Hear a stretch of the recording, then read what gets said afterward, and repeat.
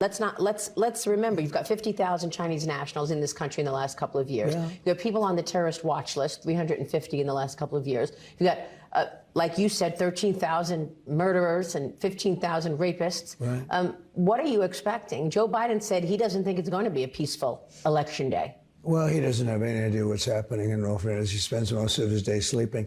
I think the bigger problem is the enemy from within, not even the people that have come in and destroying our country. By the way, totally destroying our country. The towns, the villages, they're being inundated. But I don't think they're the problem in terms of election day. I think the bigger problem are the people from within. We have some very bad people. We have some sick people, radical left lunatics. And I think they're and it should be very easily handled by, if necessary, by National Guard, or if really necessary, by the military. Yeah, Here we go. Yeah, here we go, Murphy. 3 weeks. The square mustache. I'm going to send him a photo, give him a role model. 3 weeks, a little uplift from the Republican nominee. 3 weeks out. It is close and soon, and so we need a little extra wisdom. So we called in the professor himself, Ron Brownstein. The one and only. Yeah, Yes. Ron, I'm clutching my pearls so tightly I can't breathe. Rescue me. Yeah, well, I don't know if I can, but good to be with you guys. Yeah, well, it's good of you to come the day after the Dodgers got beaten soundly in Los Angeles by the Mets. You must be still reeling from that. Well, although I did grow up in Queens, so it's, I was a Met fan as a kid. So I was a Mets Dodgers fan are- as a kid too, but I gave him up when they traded Tom Seaver to Cincinnati in 1977. The Dodgers are relieved because they didn't wind up having to face in the end the magnificent Detroit Tigers. We threw the game. Yeah. Saved them I was embarrassed. rooting, by the way, for the Tigers and the Tigers and the Phillies to advance, because I figure people would be in a better mood if they. Well, also as a political reporter, you Yeah. get to see more of the ads, right? I mean, that's the thing on the when the Tigers and Phillies were in, you got to see the ads. Yeah, the yeah, campaign the ads. apex, the apex media That buy. is that is true. That is true. So, guys, where do you think this race is at? Just to level set before we get into the guts of it. Well, it's margin, so we don't know. But if you put a gun to my head and the election were held I tomorrow, would love to. Yeah, go ahead. I know, but let's get in line. I think Donald Trump would win tomorrow. Yeah. Well, I guess I had to think, guess. Yeah, I mean, Confidence, but I think that nationally she's still ahead. The battleground states, I think they've seen pretty uniform movement toward Trump. In the last 2 weeks, he certainly won the first half of October. His message has been crisper. His closing argument, surprisingly, she's a prosecutor. I think maybe we're getting to see the turn on a closing argument, but his closing argument has been more crisp, if not necessarily tethered to actual facts on the ground, but essentially reality. Essentially is immigrants are coming to kill you and she will let them. And her messaging about Well, Trump, not only that, after they kill you, they get to get a free sex change exactly. operation They get a prison sex that change she'll operation tax if you they to pay want. for. The only hesitation I have in saying that he would win today is the disparity in the ground game in the states that matter, particularly Michigan, Pennsylvania, and Wisconsin. It's not clear to me that Trump can turn out particularly all of the younger non-white men who say they are interested in voting for him. So she's got work to do. I think every Democrat agrees with that. But and I think he's landed a punch. I don't like using sports analogies because the stakes are so high, but I think he's landed a punch, but I don't think it's a knockout punch yet. Yeah. The truth is we don't know because the margins are so small here. You look at momentum, and there's no doubt that to the extent that anybody's had some, it has been him. And you do wonder whether the big question is he doesn't have a big turnout operation. He's sort of he's leased that out to con people like the Turning Point USA folks and so on.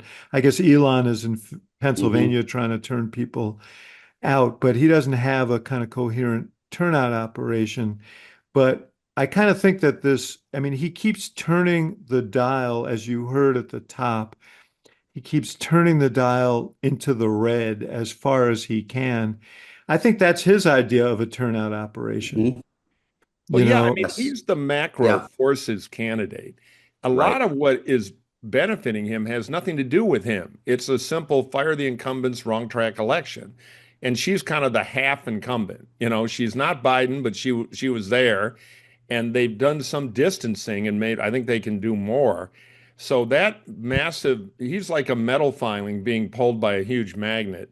If it were not him, as flawed and unpopular as he is, a normal Repub candidate, I think, would be cruising pretty far ahead. Yeah, well, because you are. I mean, look, on the one hand, you have Democrats who are like throwing up their hands. How is it possible yeah, Yeah. that right. this guy, with everything that he's dragging along with him and his obvious, signals of decline and the increasing radicalization of what he's saying, how is he in the game and maybe even a step ahead? And then on the other side, you could say, well, 65% of people with without a Yes, college yes. degree, with across racial lines, 65% of people without a college degree think the Biden presidency hasn't worked very well for them, mostly because Right. almost entirely because of prices. So how is she in the game? And Well, let me can I interrupt you on something here? yeah, No incumbent party, not just an incumbent president, but so far as I can tell, and you are the repository of a lot of data, Brownstein, but yes, I can't think of another time when an incumbent party has won with anything remotely like these wrong track numbers. Oh, yeah. I think Obama was at 39 in 2012. But he's the right track number is in the 20s. So it really is I think you're absolutely right, Murphy. This is a reflection of Trump's weakness Yeah, he should be generically, he's got everything working for him, and he's such an anchor. On the other hand, on all the little stuff that together makes a fairly big thing, she's got the advantage. More money, less corrupt, well, not corrupt, and also mostly sane campaign staff. I mean, the Dobbs decision has a lot of power. So she's kind of a confederation of forces. Well, he's one big force. But, well. Well, it's he's still too. I think I tough. look at him as kind of almost like a layer cake in that it's two I'm sure forces. he eats them, Yeah, but yeah, he does eat them. I mean, like Yeah, there yeah. is a Devil's core. food cake, but go ahead. There is a core that really does respond to this, this kind of turn back the clock message, the authoritarian message, the immigrants are coming to kill you and eat your pets message.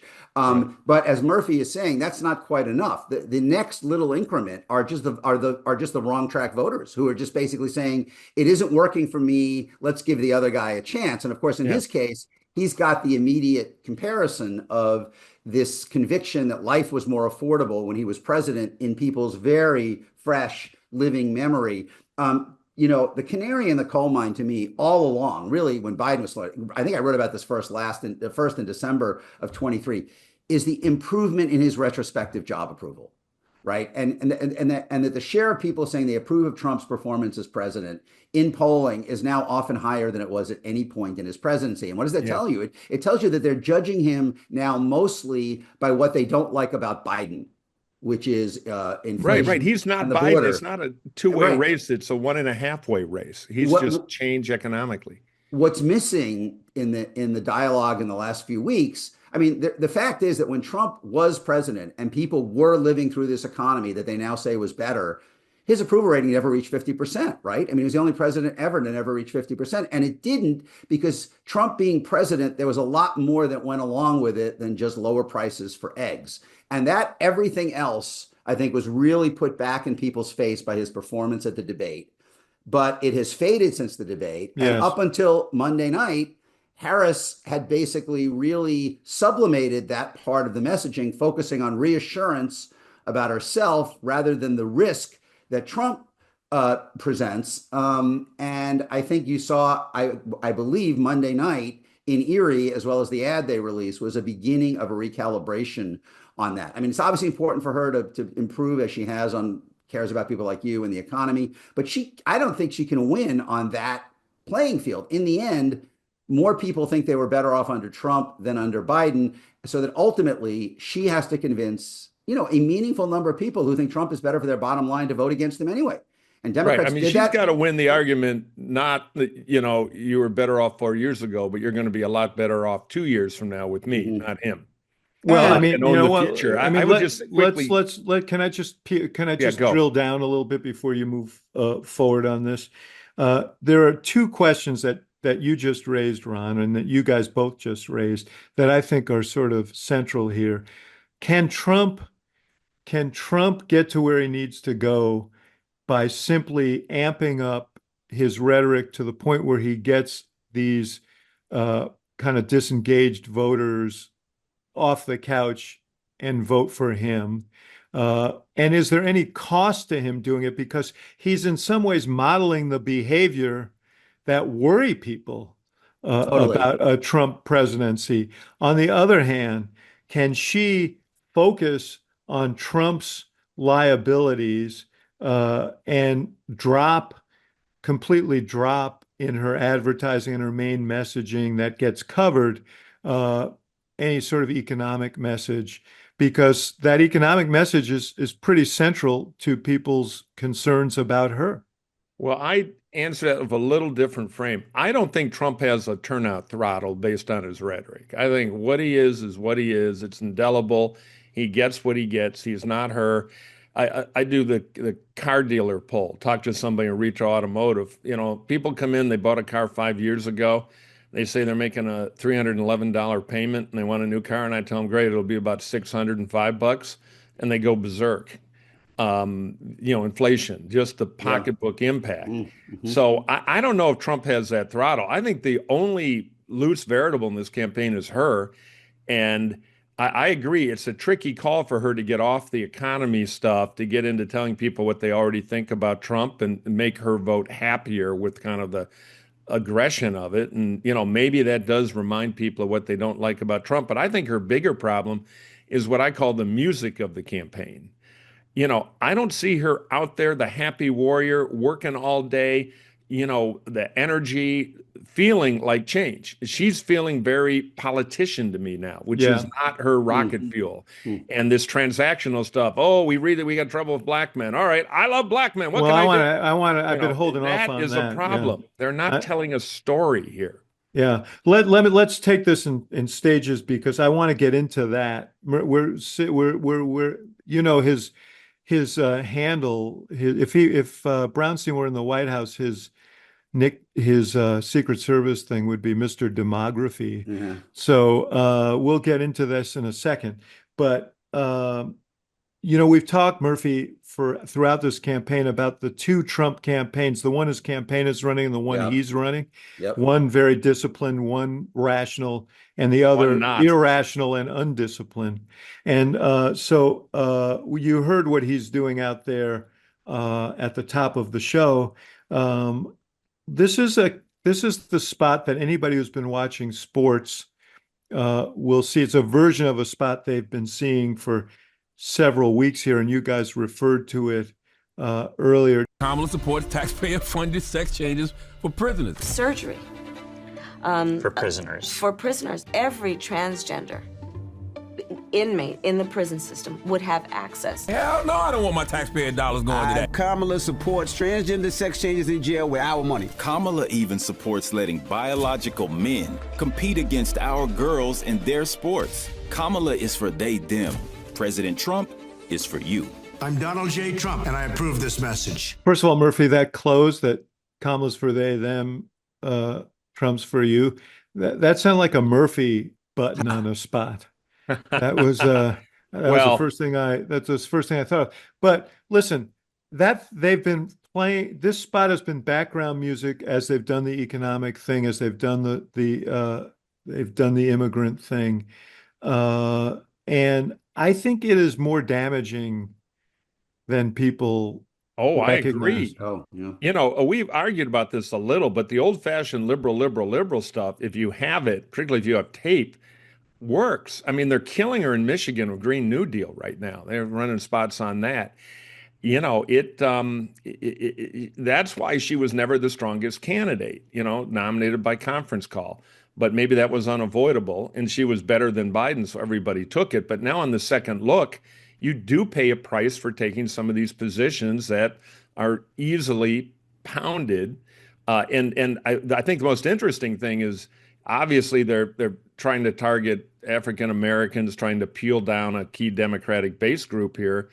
And that is a more socially conservative section of the Democratic Party. When you align your internal party politics to identity, stuff that you thought might have worked in coming up in California Democratic politics or in 2019 trying to be the progressive candidate for president, it can come back, and here we are. Yeah. Brownstein, it's not, yes, it clearly, it's Charlemagne the God, who she's doing a town hall with tonight. I guess he announced on his show this morning he wasn't going to ask her about this because he didn't want to be used by the Trump campaign. But she's doing Fox tomorrow night. Yeah, she has to address it. She's gonna have to answer this question. But it's not just, this isn't just a dividing line between her and segments of the Black community. This is a dividing line between her and working class whites and Hispanics as well. Yeah. Look, I mean, shortly before the first debate, even before the bad Trump performance in that first debate, one Republican said to me that if we win this race, we are not going to win it through the interactions between Trump and Harris, whether at the debate or just day to day, him driving the news cycle on the campaign trail. If we do win, it's going to be by doing to her what we've done to Democratic candidates from time immemorial, kind of painting her as a crazy liberal, right? Weak on crime, weak on the border, essentially caucus. Right. And essentially through an advertising campaign that is just essentially the Terminator, it just kind of runs by itself. He can do whatever he wants over here. We're going to be on in Milwaukee and, Madison and Green Bay doing what we have done forever. And they are doing that. And, it has taken a bite out of her. But there is still a lot of hesitation in the electorate, as we were talking about putting Trump back in the White House for the next 4 years. And I do think that where Harris has lost the thread the most is of reminding people of everything else that comes with him beside cheaper eggs. And I think that, like, if you're talking about Black men, for example, first of all, Black men are only about 3 to 5% of the electorate in the states that matter the most, Michigan, Pennsylvania, and Wisconsin. And I think this, as you were saying, it's going to be fought out much more among college white men and non-college white women are really the two big groups that are movable there. But certainly you can't, these states are so tight, you can't give up anything. But Trump's potential, Harris has been so focused on reassurance that I think she has downplayed risk. And a good example, one example is she went on Univision, again, did not address Trump's plan to deport 11 million people, right? I mean, asked by a woman whose mother never achieved legal status. She would not go there. I mean, people didn't like family separation when Trump did it with 4,000 or 5,000 kids. There are 4 million U.S. citizen kids with undocumented parents, at least one undocumented parent. I mean, this could potentially be family separation on industrial scale. They're not going there. They're stressing, I am tough enough to keep you safe. As we used to say about Giuliani and 9/11, when she does when she does a sentence about immigration, it's noun, verb, Langford, right? Talking about James Langford. But the same thing with Black men. I mean, it'll be interesting to see if tonight in this town hall, Trump is counting on improving among Black men. He is also proposing that every police department in the country be required to institute stop and frisk as a condition of continuing to receive federal law enforcement aid, while also passing federal legislation to make it harder to sue police for misconduct. Like, who is going to be stopped and frisked? Like, from what we know, when New York did it, the same younger Black men that he's counting on. And yet Democrats have not really called him out. The interesting thing about that, in their communications to younger Black men, their attacks on her are not about how lax she's been as a prosecutor, but how tough, right? So she's put a lot of young Black men away as a prosecutor. And you're shifting now, though. I mean, I agree it's a problem. Yeah. And I have yet to see a Democratic campaign that can't get their African American vote basically lined up by election day. Maybe she's going to be the first. And there is a gender aspect to this. There is. The Democrats are making double identity history here. Great. Good for the country. My daughter will enjoy it. I'll enjoy it on her behalf. As a Trump hater, I want her to win. but they're stretching some rubber bands here. And the only way to win is for her to be excellent. And the only way to be excellent is to be able to answer, why are you different than Biden? Which I think would be like 3x5 card 1 in any campaign in her situation. Yeah. And jump into the kinda spotlight and grab the missed on- microphone. she swung No and more missed of on this that last sleep in the week. victory stuff. Yeah. You know, she's got to drive the music of earning it, being out there, not this transactional stuff. I'll do Charlemagne because black men hate me. It's all too transparent and calculating. The music. Well, I mean, I mean, part of that was, I thought, really odd to release. You know, there's all this brooding about her standing with young black men. So she releases her plan for young black men 3 weeks before an election. Right. I mean, the plans are, you got to think that, you know, these individual plans for individual groups are just kind of, you know, disappear. I think there would be no question that the Trump negatives for the groups are the more powerful argument for her than any new programmatic positive that she can put. I mean, the fact that Trump wants to require every police department in the country to institute stop and frisk or lose their federal law enforcement dollars would seem to be of relevance to younger black men in Yes, cities it's that a could be affected hammer. by it. He's going to put the Klan in charge of the Justice Department. Go for his throat. That's why she ought to be doing 2 impromptus a day with a great attack line in each.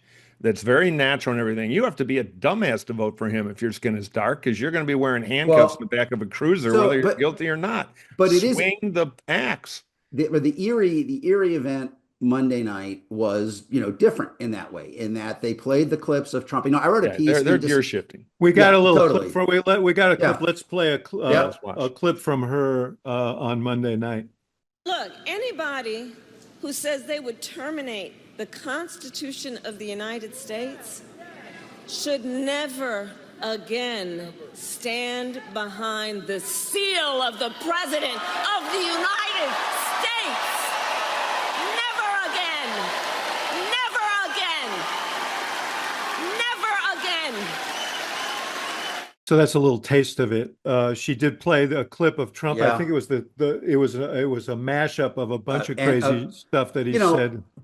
I wrote my first piece last year, December of 23, about all the different ways he has talked about sending federal force, National Guard or other federal law enforcement, into blue jurisdictions for different purposes over the objections of mayors and governors. And again, you know, with Maria Bartiromo, the enemy within, we're going to go after them with the National Guard and the military. I mean, Trump may muse a lot, but it is a mistake to just assume that none of this means anything, that he is not, you know, he is not planning to do the things that he says he wants to do, including sending the National Guard to round up undocumented migrants.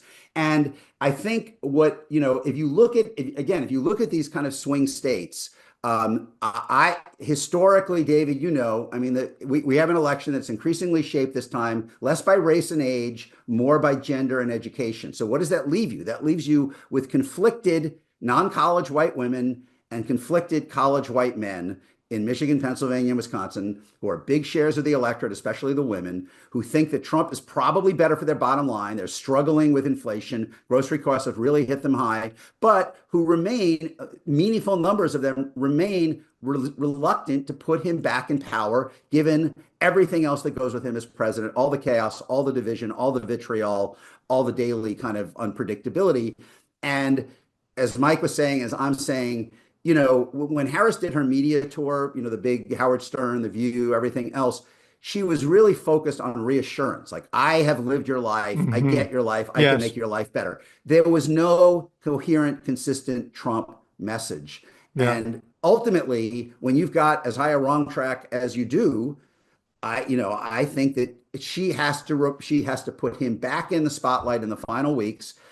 We saw in 2022, in the 2022 midterm, there was an unprecedented number of voters dissatisfied with the economy who still voted against the Trump-like candidates because they viewed them as unacceptable on other grounds. And the idea that Trump is a threat to your rights, your values, democracy, and to the stability of your lives and community, well, I think has to be kind of in the center if she is going to move those last few points, apart from whatever advantage she might have on the turnout. I agree with that, but fundamentally, they got to take a risk here. They got to throw her out here and hope she can perform at the level that'll put this race away. Because if she can't, I believe she's going to lose. Yeah. Right now, she speaks the language of wealthy, college-educated suburbanites. That's her tone. She looks like she's running a PBS pledge drive. I don't see her trying to earn this. I don't see her hustling.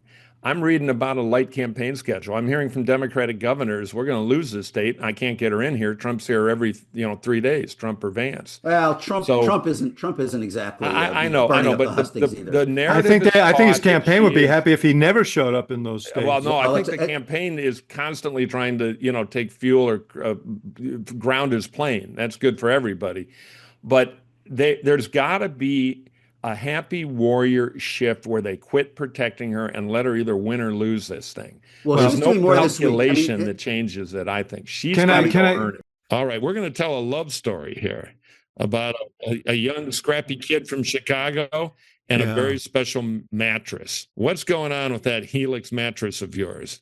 Man, it's still going. The relationship is still strong. I'm thankful for this podcast because I got introduced to Helix mattresses because they were nice enough to send me one when we started talking about it on the pod. And I did it sort of out of curiosity, sort of out of obligation, but now it's an obsession because this mattress, it comes shipped to your door, wrapped in plastic, like freeze wrapped. You cut the plastic and you think, how could this be a great mattress? And it unfurls like magic. And what's magic is you get a great night's sleep afterwards. These Helix mattresses, Mike, you take a little test. They ask you a whole bunch of questions, very quick, few minutes, and they have many, many options, and they choose the one that's best for you. And it is really, really a great mattress. I can tell you, I remember how this started when we went to Axe and said, hey, you need a mattress. We got this new sponsor. He's like, hell no, I'm not interested. And then we said, well, you got to refund the money. All right, ship it tomorrow. And he's done a 180. He loves this darn thing. In fact, he even talked me into getting one. Yeah. We have one for our daughter who loves it. It's a good product. And again, as Zach said, you go online and you do their quiz. So it's kind of like mattress matchmaking. They hook you up with the right firmness, what you're looking for. It doesn't take long. And here's the really good news. For the month of October, Axe, tell them what's going on. Helix is offering 20% off all mattress orders to Hacks on Tap listeners. 20% off for you because you'll listen to Hacks on Tap. Head to helixsleep.com/hacks for 20% off your mattress and a great night's sleep. There are two separate issues here. One is messaging and the other is messenger. And you guys are talking about separate things here. They're related, but separate. Let's listen to the ad because obviously Brownstein's view is prevailing because they've made a pretty hard shift in their tone in media. And let's listen to one of the spots that they've run in recent days. In 2016, Donald Trump said he would choose only the best people to work in his White House. Now those people have a warning for America. Trump is not fit to be president again. Here's his vice president. Anyone who puts themselves over the Constitution should never be president of the United States. I cannot in good conscience endorse Donald Trump this year. His defense secretary. Do you think Trump can be trusted with the nation's secrets ever again? No. I mean, it's just irresponsible action that places our service members at risk, places our nation's security at risk.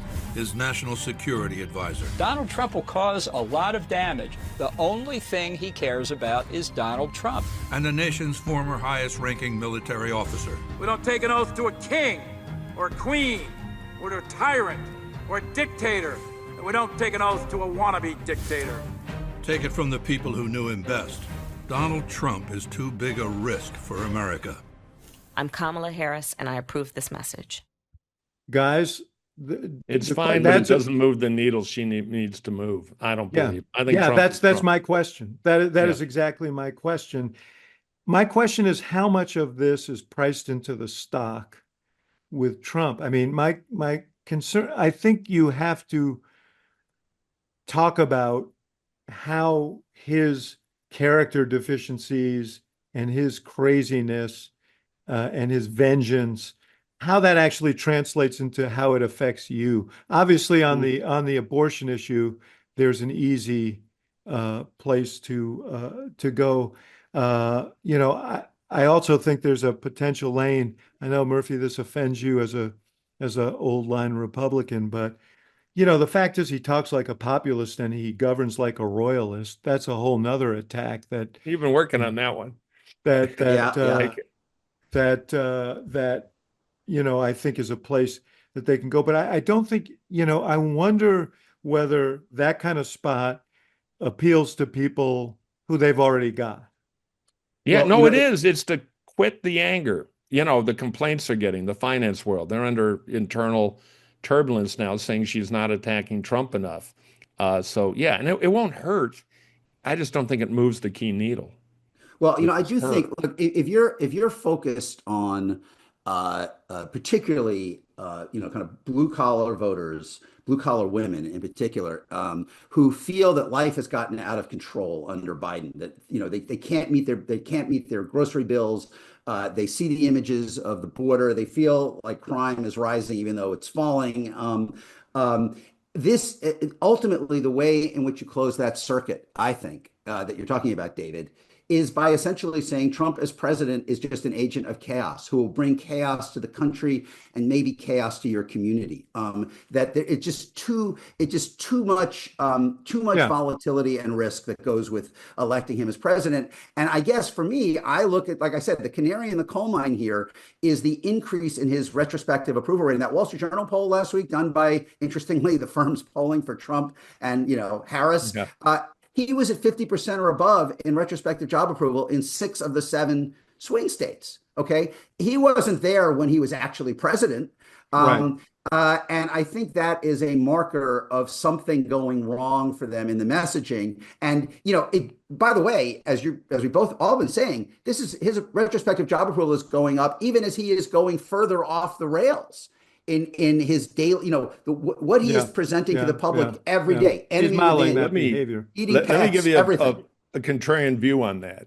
If you're swinging a hammer for a living in York, Pennsylvania, and you can't afford a new truck and everything's more expensive now, and you have fond memories of things were better in the truck, the fact that a guy who built his pop culture image on "you're fired" made a bunch of guys in suits at the White House who work for him irritated because he's shaking things up. Does that move your vote? I don't think it does. Does it move your wife, Murphy? I mean, that guy is not, that doesn't move your wife. I mean, that guy is gone. I mean, like, that's gone. Like my wife's already, she's a his wife, Mrs. Hammerswinger. Well, I don't know. Let me just interrupt and say one thing. Murphy's wife is already a mystery because she's Murphy's wife. Okay. Yeah. So let's just assert that. I was not referring to Murphy's wife. I was referring to Mr. Hammerswinger's wife. Oh, I see. Look, the odds are. I think she's probably most worried about, from the focus groups I've done, the people on welfare ripping off the system while I'm doing 10 hours a day behind the cashier at Walmart watching the food stamps go by. She's worried about the immigrants and crime. She's culturally conservative. Right. And she's not so sure about Kamala Harris with the $200 nails from Bel Air, California. That would be my concern. Economic pitch. Every Democrat has lost every Democrat has lost non-college white women since 1980, except for Bill Clinton in 1996. They don't have to win them, but they do run a little better among them in the former blue wall states, Michigan, Pennsylvania, and Wisconsin. The difference between Hillary being stuck at 40% among them and losing those states by 80,000 combined votes, and Biden getting just a little better into the low 40s among them and winning, also doing better among college white women. I think that the Trump negatives, the Trump chaos factor, is not going to reach that hammer swinger you were just describing. He's gone. I mean, and he's going to vote for Trump in even bigger numbers than they voted for him in 2020 for some of the reasons you cite, plus just inflation. Life hasn't been great. Right. But I do think that there is a pathway for Harris to do better with college white women around abortion than Biden did. To at least she is maxing that out, though, right? They're pounding that every minute of every day effectively. And just do a little better with, if she can do as well, a little better with the non-college white women than Biden did, which is not easy because of inflation, but is doable because of Trump's But it's economic. excesses. That's my point. Chaos or economy, which moves. I think that if you can link the two, he's going to bring you more economic pain. I am not Biden. I am different. New faces, new plan on your side. To move that needle is a better route for her than their squabbling. Somehow I feel like that you need to connect chaos with pocketbook. With pocketbook, where you're the last thing on his mind, really. I mean, I thought Obama was very effective in that speech on that. He said he doesn't give a shit about you. He cares about himself. And they've done that. They've tried. Look, they try to do. They've tried. I mean, almost everything we are saying, someone has done at some point. And there are some underlying realities, which is that there's a big chunk of the country who wants, as Adam Sorkin, my colleague, says, the cruelty is the point. But on top of that, in the layer cake, there's another X% that are just like, well, the party in power has failed. My life isn't better. So let's give the other guy a try. Right. And so you have to, the point is, in some form or fashion, you have to raise the risks, raise the stakes of the other guy.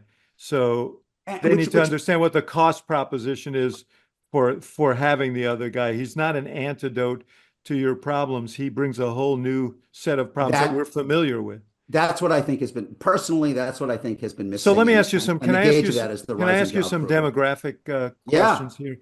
I mean, the thing that's noteworthy to me in the polling is she's actually, on balance, when all in, she's doing okay with white voters. Yes. And, because what she's gaining among college whites, she's, whatever she's lost among non-college, she's gaining among college whites. And she's not doing that badly among non-college whites relative to how poorly candidates have generally done the last few elections. The place where she seems not to be is this thing we were talking about earlier, not just younger Black men, but also Hispanics. Hispanics, exactly, which is bigger. And that is the question is it, as Murphy suggests, that all of these voters will come home? Or is this a reality? And to clarify for the record, I think a lot of the African Americans will come home. I'm not at all sure about Hispanics. Yeah. Well, look, I mean, yes, that is the reality. I mean, depending on which data source you use, Biden won somewhere between 41 and 44% of white voters in 2020. She's usually right at 42 or 43. I mean, she's right in the middle there for exactly what you're describing. She has slipped a little among non-college whites, although not as much as you might expect for the Black woman from Bel Air in Murphy's framing. And she is gaining. She'll probably do a little better than Biden did among the college whites. Not shockingly, don't forget, Dobbs didn't happen until after the 2020 election. We always forget that. But there is clearly erosion among Hispanics and Black voters. Now, how much erosion? I mean, polls that have her at 56, the New York Times poll among Latinos, some put her a little higher. Biden was 65. Somewhere around 65 in the exit, 60-ish, 61, 62 in Catalyst and Pew. They didn't have him as high, so we don't know.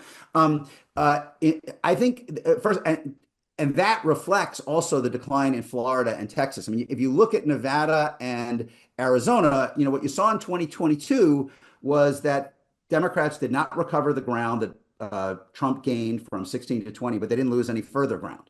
And even in that New York Times polling last week, David, I was struck, they did have her at that kind of somewhat scary number for her among Latinos nationwide. They still had her at 60 in Arizona, which in their separate poll, which is where Biden was in Arizona. I don't think she gets all the way back. I don't think it's possible. I think too many of these voters live at the margin economically. They're people who are working hard and living paycheck to paycheck, and they feel like they've lost ground over the last 4 years. Also I don't culturally think she gets all the way conservative. back. But do any of us doubt she's going to carry the popular vote? I don't. No. And by the way, that will be 8 out of 9, which no party has ever done. Even the most dominant coalitions in American history, as I wrote. The Teddy Roosevelt era Republicans won 7 out of 9.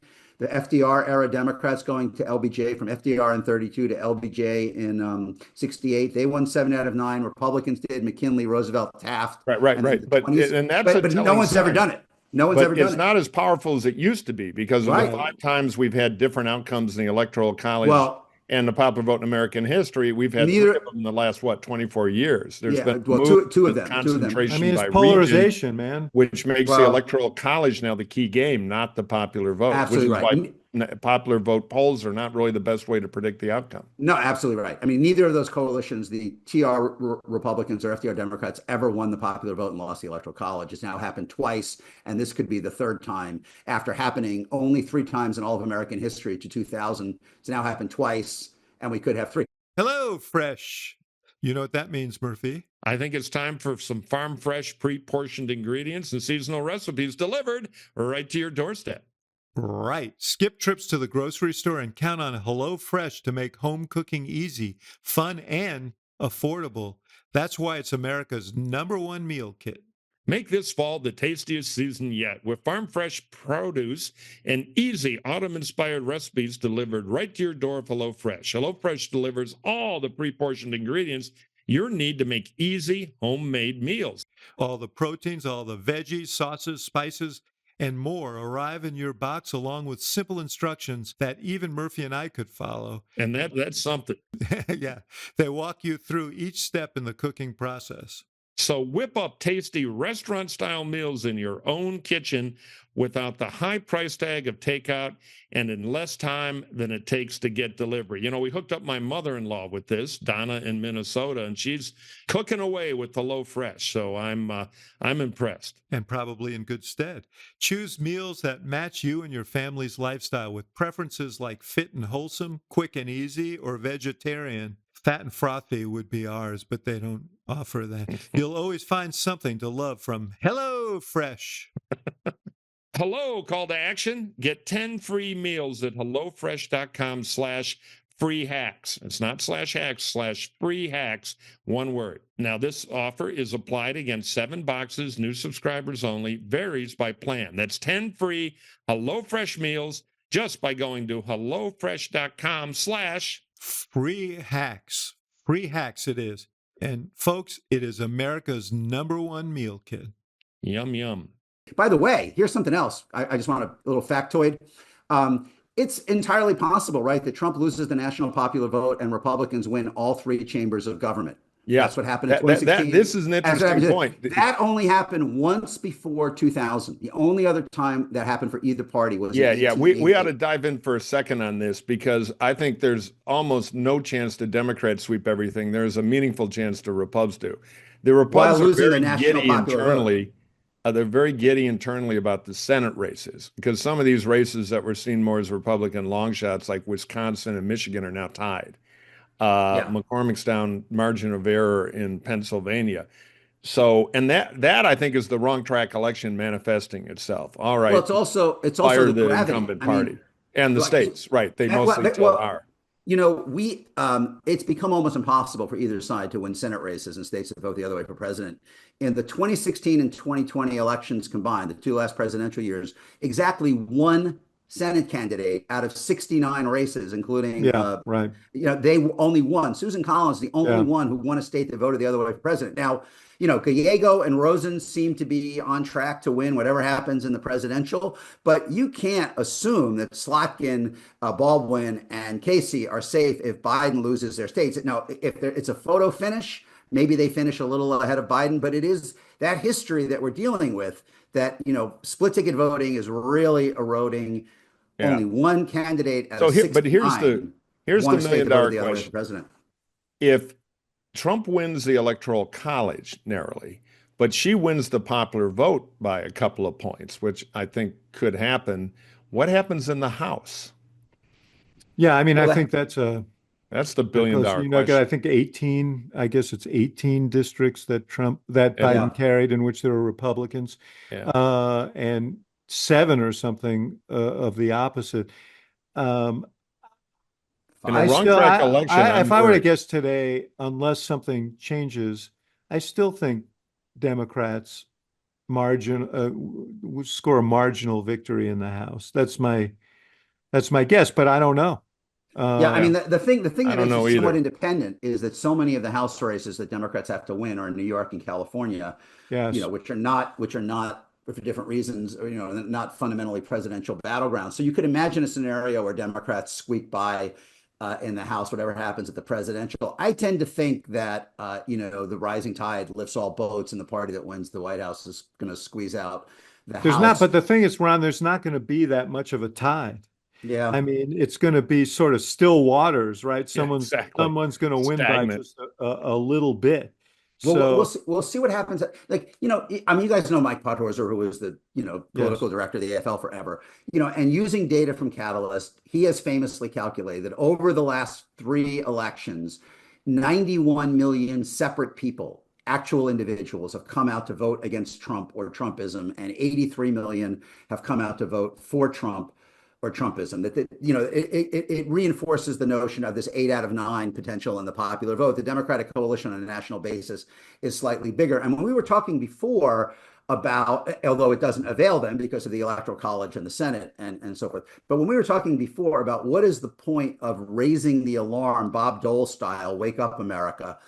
Mike, did you write that phrase? I mean, part of the goal has to be to activate these, the part of that 91 million that doesn't feel like the Biden years were that great for them, are not necessarily inclined to come out unless they see a clear and present danger from Trump. And there's no doubt that has been the motivation over this whole cycle. But again, I'm going to push back a little because I don't disagree with that. But to activate those votes, we need the thinly defined Kamala Harris, who's been scuffed up by Trump advertising pretty badly, to close the deal. And only she can do that. So we got to give them a show here.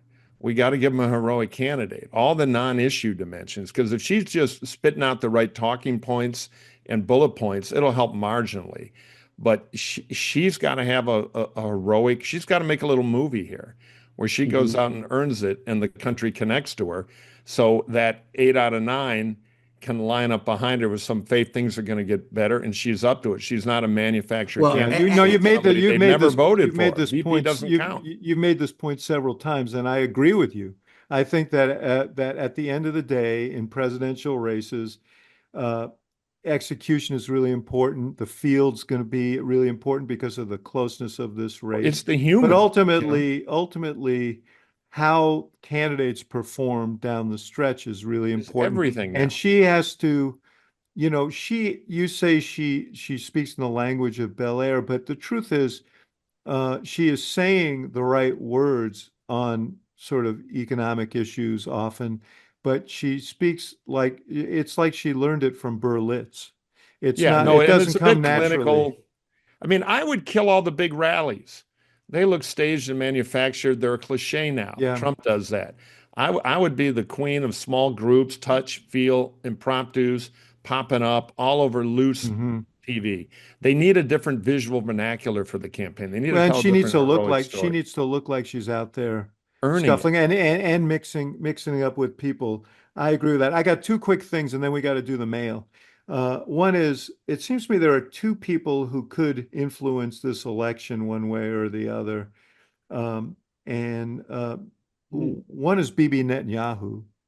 Yes. I think that if you look at and I said this, I think last week, if you look at when she made incremental upward progress for 10 days after the last debate and then stopped. And I think it was the day that Israel invaded or attacked Lebanon that happened, and that became front of mind news. And I know that it's not what people are talking about around their table, but it does implicate the whole commander-in-chief thing, strength, and so on. And I think it hurt her. They're running an ad now, or they have been with a couple of her national. And you heard the one we heard. There's another ad that's specifically national security people talking about what a risk he'd be back in that job as commander in chief.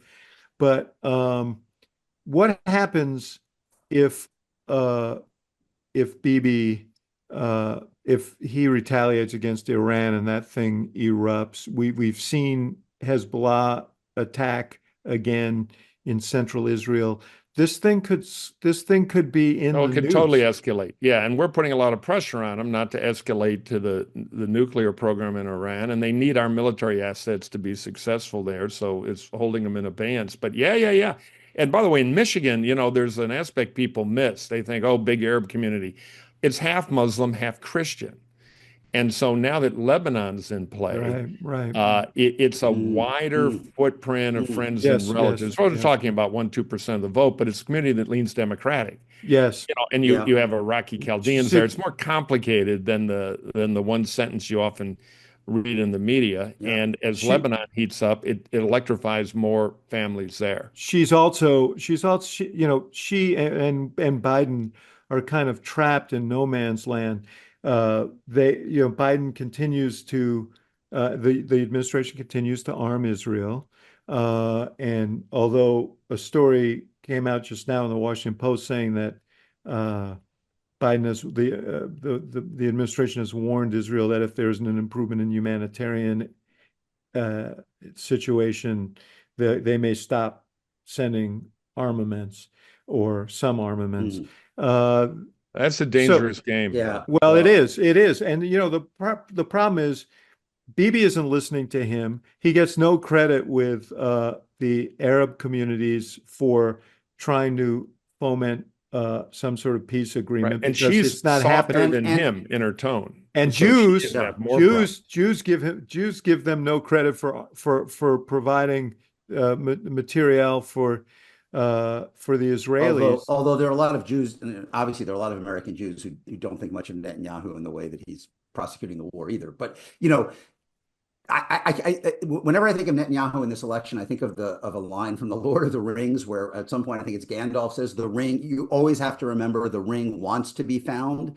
And I always think Netanyahu wants Trump to win. I mean, it's not he does. He does. It's not, it's not his highest goal. I mean, he's got other, imperatives. But on balance, he is not looking to do the Biden administration or Harris any favors. Right. So now they have, all these stories out in the last 24 hours that they have pressured them, not to bomb the nuclear facilities or oil facilities, which would have been a way to create a gas, crisis that would have certainly affected the race. Biden has been in no man's land and has looked utterly ineffectual when it comes to which feeds the whole narrative. Some of his lowest moments of president. Well, and she's caught in her own stuff though, because they did, I thought, a very shrewd convention speech where they got to Trump's right on foreign policy, and they haven't really done much more about that. They kind of just let it atrophy. And she has tried to get to Biden's left, at least tonally, on the Middle Eastern stuff, because she's trying to, my favorite proverb, wash the bear without getting his fur wet. And so if it escalates, and remember, we have some troops there. We just sent a THAAD missile battery of 100 American soldiers, the air defense system. Does Trump the hammer prevail, perception-wise, against Kamala, the thoughtful nurturer? And I would be worried about that. I think that's one of the aspects that we have to watch. The other person who I think could affect her negatively is Biden himself. Because if he continues to say, we're a team, she was part of everything I did, she's going to be a continuation of me, that is not helpful. And she's got to stretch that rubber band, man. She blew it when I can't name anything different. If she loses, that'll be the signature moment. Yeah. And it may be unfairly, but it'll be, she's got to, it's politics. So, you can apologize later. But she has changed. She's new, different. She cannot have that anchor around her neck. This podcast is sponsored by Naked Wines. All right, Axelrod, put some clothes on. We got wine to talk about here. I had a bottle, and now I'm out of control. A bottle? I've seen that forklift delivered to your house. Ever walk into a store and have no idea which wine to get? Short answer is yes. I just go for a box of what's on sale. Well, I've stopped wasting time at the grocery store staring at a giant wall of complicated wine and not knowing what to pick. That's why I love Naked Wines. Yeah, me too. Naked Wines is a subscription service that directly connects you to the world's finest independent winemakers, so you can get award-winning wine delivered straight to your door. And with our code HACKS, you can get 6 bottles for just, get this, $39.99. Wow, that's pretty incredible. I mean, Naked Wines believes that a great wine is an experience, and they're all about helping you connect with your friends, family, and community over a shared bottle of wine. So turn off the noise from the outside world and enjoy a great bottle of wine. Naked Wines has been around for 15 years. And I can tell you, Murphy, I have had a box of these wines, and I'm not ashamed to say this. I'm a rosé drinker. I love rosé. I drink other kinds of wines as well, but they sent me, and I wish I remember the name of it, but they sent me a couple of bottles of rosé that were really, really excellent. So I was really impressed with what I got. They're good curators. I mean, that's why they've been around over 15 years, and they fund over 90 independent winemakers around the world. They're a way those independent winemakers can get their excellent product to folks like you. Now, the great thing about Belonging is you can pause or cancel at any time. So just because you've got a trip coming up and you're not going to be around doesn't mean you can't enjoy Naked Wines before or after a much-needed vacation. Now's the time to join the Naked Wines community. Head to nakedwines.com/hacks and put in our code HACKS for both the code and the password, and you'll get 6 bottles of wine for just $39.99 with shipping included. That's an incredible deal. Nakedwines.com/hacks and code HACKS for 6 bottles of wine for $39.99. Check it out. It's listener mailbag. There you go. That is a classic old radio jingle going back to yeah. Radio Free GOP, where we resung a bunch of them. That Good Times Radio was all over America in the 60s Cousin and Brucey. 70s. So Pam's and Jams in Dallas, Texas, the king of jingles for old time radio. Anyway, if you have a question, get on with it, will you? all right, I'm giving the guys a salute. People like the jingles. All right, you got a question. I'm going to What give do you a salute do? in a second. All right. Yeah. What do you do? You email us. You can email us a voice memo. Just keep it short. We're the Bloviators, as you can tell. Send it to hacksontap@gmail.com, hacksontap@gmail.com, or you can call our Chicago Voter Registration Center and leave a voicemail. Just use your name. 773-389-4471. I'll repeat it because who can remember that? 773-389-4471. Ron Brownstein, Diana has asked a really interesting question, and you are just the man, as a huge consumer of data, to answer it. Hi, guys. This is Diana calling from the Bay Area. I would like to understand more about internal polling. I guess it's also called private polling. How is it different from the polls released publicly? And are there any insights you guys can share about what those polls are showing at this point in the presidential race? Thanks so much. I never miss a show. Bye-bye. Well, thanks, Diana. Ron? You know, your colleague, old colleague David Plouffe, did an interview the other day with your other old colleague Dan Pfeiffer. Yes. In which he said that essentially all public polling is horse bull, horse crap. Look, professional pollsters, most of them are really good. They try really hard to get it right. But they are laboring under the same problems as public pollsters. I mean, they have to make assumptions about the electorate, who's going to turn out. Whenever we see internal polls released, I've always, and you could tell me this, I mean, you can answer this. I always assume that there's a version of internal poll that's like internal, asterisk public, like the one you want to put out to the public, as opposed to the one you kind of tell yourself.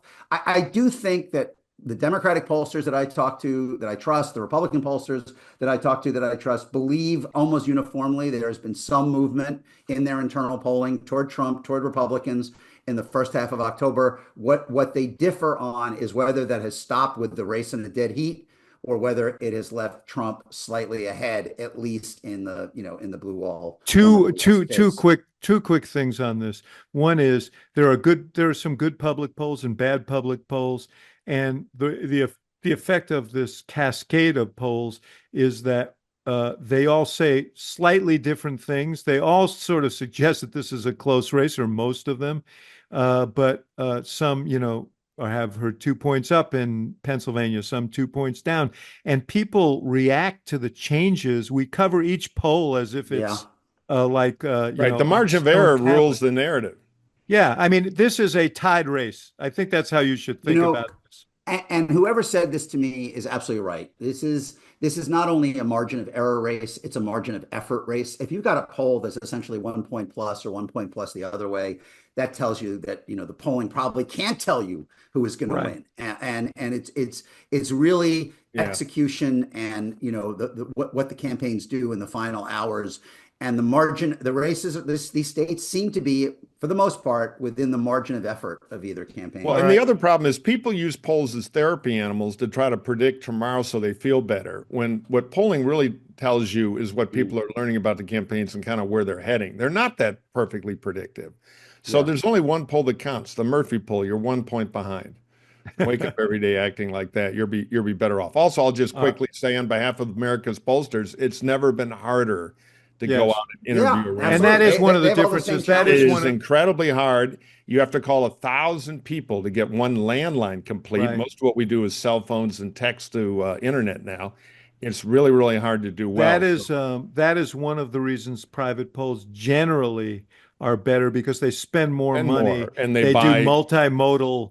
They do it off of lists that are refreshed daily by registration and so on. So, Mike Murphy, I've got a question for you from Bob.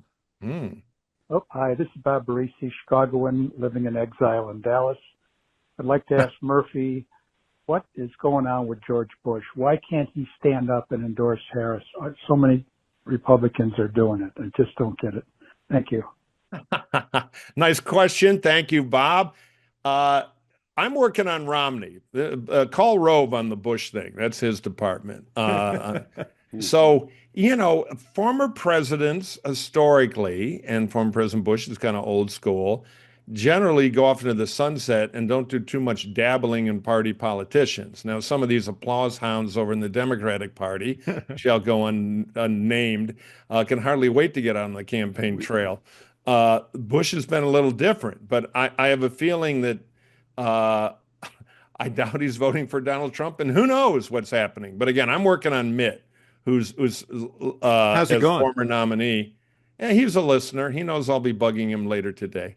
He's a good man. He doesn't think it'll have any impact, and I'm trying to make the argument, as many people are, that I think it might be good for America. He's a patriot, and I think he wants the right outcome. And to his credit, he's been very clear, saying he can never support somebody of Trump's character, as has Pence.